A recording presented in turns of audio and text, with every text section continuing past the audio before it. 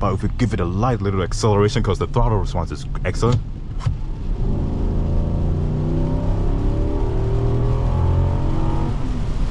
And the thing is, it's so confident. And if you're wondering what my horn sounds like in this behemoth of a monster, oh, if I heard this horn behind me, I would think it would be a smaller car, and then I'll look into my rearview mirror and see this monster staring back at me. This is not bad though. But then if you have to look at the cons of getting a car like this, it's gonna be the interior. But let's quickly start this thing up. Ladies and gentlemen, we're back with Infiniti's heavy hitters, the 2024 Infiniti QX80. Infiniti's answer to the BMW X7, the Cadillac Escalade, and a handful of Range Rovers. And yes, you might say 2025, Infiniti has given this thing a facelift. This one looks very, very nice, but the interior may be a little bit outdated. But let's say you want to get a 2024, which brand new with MSRP for almost 80 grand USD. Let's see what you'll get for that price range. This is what a key looks like. If you own the Armada, you could tell that this key is basically the same. But let's hop inside, because this thing actually has very high quality materials all around, and it's kind of effortless to drive this thing. But hopping inside, literally a ton of trunk space and dedicated buttons to drop it and rise it up. This is like one of the entry-level trims that has been optioned out very, very nicely, but we should take some time to appreciate the bodywork of this thing. Though it is still based on the 2011 platform, it still has that aura. Look at the size of this thing. This thing is gigantic, and it just has that road presence, you know? The LED lights ties it all well together. I really would love it if it was the midnight blacked out version with tinted windows. That would give me politician car vibes. Cause not gonna lie, it would look good, but we also have remote start. Forgive me, it's raining, it's windy, I'm beside the highway, cause I am dumb and crazy like that. The V8 is actually very, very well tuned. 5.6 liter V8, 7-speed automatic transmission, 400 horsepower to all four wheels, and it is just a beauty. It's actually really, really well fine-tuned. Although it is a thirsty little bugger, I'm not gonna lie to you, it is very, very thirsty. But hopping inside, you can tell the level of quality and details they've put into this thing. Everything in here is nice, and for those who didn't know, we get headphones for our touchscreens right over here. Since the car is off, I cannot fully use them, but you get a very nice interior, especially in the back seat, which is not bad. 13 speakers, all with Bose premium sound system. Like, look at the quilts in this, look at the extra details. Like, this is very nice. For 80 grand, this is not bad though. But then if you have to look at the cons of getting a car like this, it's gonna be the interior. But let's quickly start this thing up. It's gonna be the interior. The V8 is very, very responsive, and it is also really, really nice to hear. It's very throaty, like you can hear it. Let me give you guys a quick little rev check. Like, very, no soft limiters as well, so you can go crazy with this thing. And quickly, let's talk about our infotainment system. It's still, again, based on the outdated 2011 technology, so it feels a little bit out of place to have all of this. But we do have our wireless charging pad down here, so you can hide away your phone. We have your 4x4 selector for snow or towing. This thing does have the highest output for towing, which can tow up to almost 8,600 pounds, give or take. We have a little moonroof, very, very minimalistic, but nothing about this car is minimalistic. As you can see the quality of all these textures going on in here. It's like very nice to be in a vehicle like this, and it's very, very quiet and very, very smooth. And if you're wondering what my horn sounds like in this behemoth of a monster, oh, if I heard this horn behind me, I would think it would be a smaller car, and then I'll look into my rearview mirror and see this monster staring back at me. But bird's eye view, backup camera, and we would have sensors as well. But this is like overall the look and feel of this car, because the only weakness that this car has compared to the other competition is just the outdated interior. everything else stacks up very well. And we're gonna address the elephant in the room, is that this thing is very similar to the Nissan Armada. The Armada is also much more cheaper compared to this one, but this one has the bigger brakes, is a little bit more responsive, and they kind of upped it up a little bit, you know. And if you're wondering where my sport mode is, I have a bunch of buttons down here that I can't necessarily see as I am driving, so that's another thing you're gonna have to look at as well. But if we give it a light little acceleration, because the throttle response is excellent.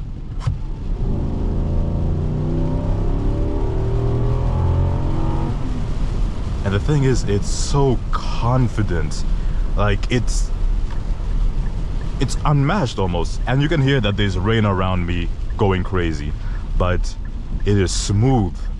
And the way this thing accelerates, when you really step on it, we do have a manual mode, but let's say you really step on it, it lifts up a bit.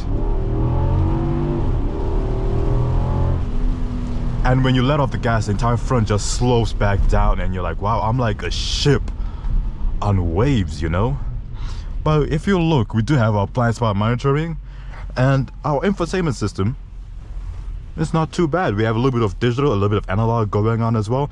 This thing is 12 inches, by the way, or 8 to 12 inches. I get my numbers mixed up all the time, because this car is one of the nicer ones I've been driving a bit, and I'm excited to see what the 2025 one looks like, because the 2025 has a facelift, and I'm pretty sure they've updated the interior quite a bit to the point where it should be a whole different monster. Whew. And again, it's a big gigantic 7-seater, and it puts the power down very well. Do not take this thing in the corner fast, because again, you can see our warning right here. This thing is very top heavy. It has a high center of gravity, and I would expect you guys to be responsible. If you have an $80,000 car that's a 7-seater, you would not be pushing it like you would push a sports car, you know.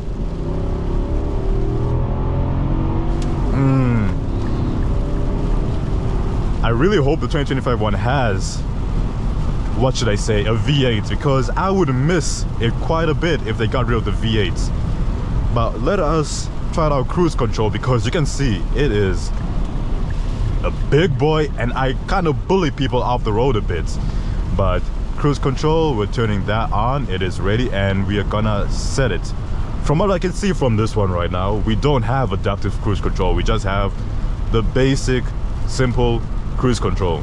Lane keep assist, I do not want to start searching for my buttons all the way down here, because there's a little bit more down here, and you also have some USB ports.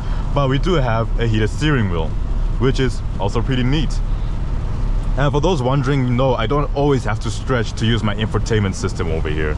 I have a dedicated menu button over here, so that it reminds you a little bit of the BMW, because the BMW was the first car I drove with a system like this.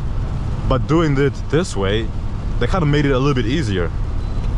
And no, you can't access your camera as you're driving 60 miles an hour on the highway. Sad, I know, but they gotta make sure you're not like messing around. Which is also, if you guys were watching my speedometer, this thing accelerated. So let's say I wanna increase my speed from 117 kilometers an hour to, let's say, just above, a little bit faster.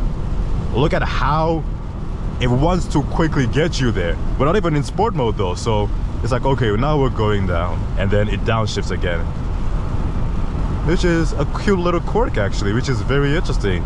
So if I want to speed up, the car decides it wants to redline and let its presence known as we accelerate. I'm gonna do it again just to give you guys another demonstration. Let this car go ahead a little bit. We're going just a little bit above 100 or 60 miles an hour for my Americans. We're gonna step on it, get it to like 110. Look at that, I'm not even stepping on the gas. It does accelerate smoothly, yes, but the engine wants to make it known that you're accelerating, so you know what you're doing. You're fully conscious of what you're doing. And damn, this highway is very wet, and it's raining quite a bit, so part of me wants to get off this thing sooner rather than later, you know. But we're on our country station. Let us test out our Bose system, because the kids in the back probably have their headphones in, they're watching their YouTube or something. But do it like this. America's #1 country. Damn, it like isolates me so damn well. Like I almost stopped talking for a bit. I actually stopped talking for a bit. I would have actually just listened to it because the system is very, very Bose. Like I would expect nothing less from Bose, you know? This thing has just elevated my quality. And the thing is, this thing is an excellent road trip car. I'm sitting in the seats right now. These things are very, very cushiony and very, very comfy. The suspension is bouncy. Like I said, I feel like I'm a ship and the waves just waving, I guess, or surfing. Surfing was the word I was looking for. I was looking for the word surfing. But overall, it's still a very, very good car. And when I really need to get up and go, oh yeah, I can't just like step on my gas and let it wait for the downshift. I have to step on it, then it downshifts, and then I go. And again, 0 to 60, 5.9 seconds, so it kind of bugs quick for a big, gigantic SUV. And if you're wondering, yes, it is quicker than a Corolla. It's probably gonna be quicker than a Camry. And I would say it's almost quicker than a V6 muscle car. Specifically calling out the Charger and the Challenger because I know those ones do like 0 to 60 in roughly 5 seconds, give or take. This one does something very similar, and you can see how, okay, look at this dummy. Trying to cut off, you're in a RAV4, why are you trying to move like you're in a sports car? But anyway, my brakes were so good and very, very good in that point where I didn't feel in any way, shape or form threatened by the RAV4 that almost cut me off. Well, I was about to cut off the guy, the Honda Civic over there. Is that a Honda Civic? I am so blind in this fog right now. But anyway, guys, this has been Morty in the 2024 Infiniti QX80. Again, this thing competes very well for its weight class, and again, it's a thirsty V8. Our MPG clearly is not the best at the time, so we're gonna try and find that out really quick. Driver warning, tire pressure, forward collision, auxiliary, my FM radio, my maps. Our average is 14.2 liters for every 100 kilometers. And the thing is, I'm not even stepping on it like that. This thing just, even in the reviews people give of it, this thing does not have the best gas mileage in any way, shape or form. So maybe if you want to save a little bit of money on gas, you could cheapen out and go for its competition. But then the competition doesn't have the extra nicer qualities like this, and some of the competition doesn't have a V8, because I know for the fact the Beamer does not have a V8 at all. It may not be the quickest one in the trio of the Escalade, the BMW X7, or a couple of Range Rovers, but goddamn, this thing does have the most road presence, because look around me, I don't see another QX80 on the road. You're one of one when you're driving a car like this. And the world lets you know, the world gives you the thumbs up that, you know what, you are in a league of your own by now. Because let's look at Toyota. Toyota doesn't really make a luxury car like this, like the QX80. They have a Grand Highlander that might try and bust into the luxury class, but this one is honestly like, I'm by myself on the road. There may be other Infinitis, but not another single Infiniti X QX80. Ladies and gentlemen, this is my verdict on this car.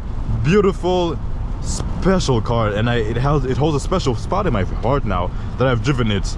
All I ask for the 2025 is that they improve the interior, specifically this outdated hunk of infotainment system that they still use to this day. But I can't complain too much. For 80 grand, I'm getting a very reliable car that would be that could probably pass down to my kids or to my grandkids. That could be a family car for generations to come. But anyway, that's just me. Take it easy, guys, and peace.